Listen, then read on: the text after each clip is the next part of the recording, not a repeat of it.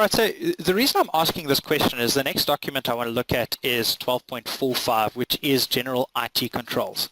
Now, one of those general IT controls that we maybe sometimes assume is that there are backup procedures in place. Now, if you think about it, in modern accounting systems, we're dealing with virtually just electronic information. There are even accounting systems now where you can scan in the invoices that you get from your suppliers, and you don't actually keep a manual file anymore. So as an auditor, you just click on a button and it opens up the invoice for you, so you can go and immediately verify every single invoice without scratching through dusty old files. Is management backing up this crucial information? We're sitting now at about 40% of answers coming as yes, that you or your firm has lost information due to poor backup policies. This is a major, it's potentially a major issue, and that's why in 12.45 we're actually going and having a look at general IT controls within the entity. Yeah, Shane, if you want to maybe, is the screen sharing back on me? Sorry. Okay. Let me put back onto my. So IT general controls within in the entity are very, very important. Go and consider things like, do they actually make use of passwords? You're making use of an accounting system. Let's say, for instance, you've got Pastel.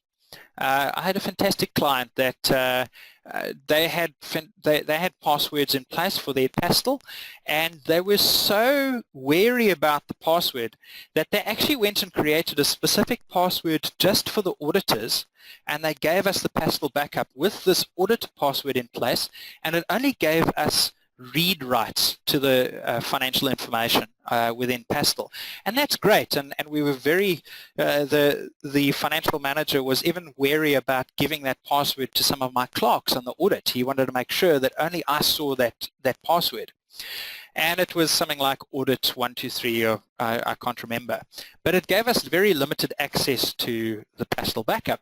However, I logged in quickly. I reopened Pastel and I used the password 12345, and it gave me full access to everything within Pastel. So if I just plugged in 12345 on one of their main systems, I'd have had access to be able to change anything within that Pastel file, and therefore, as careful as they were trying to be about their passwords, it was useless. Their password policy was not implemented effectively. And you need to take a step back as an auditor, and if you have multiple people working at an entity and they've all got access to everything within Pastel, how can you rely on some of the information that's there? So IT general controls, very, very important to go and consider. You'll see that there are quite a few questions about data management. Now, some of those are not going to be applicable. We do understand that, so it's going to be not applicable. And once again, with this document, we do take out some of the questions as we go along. But please do go and document fully your understanding of those general IT controls.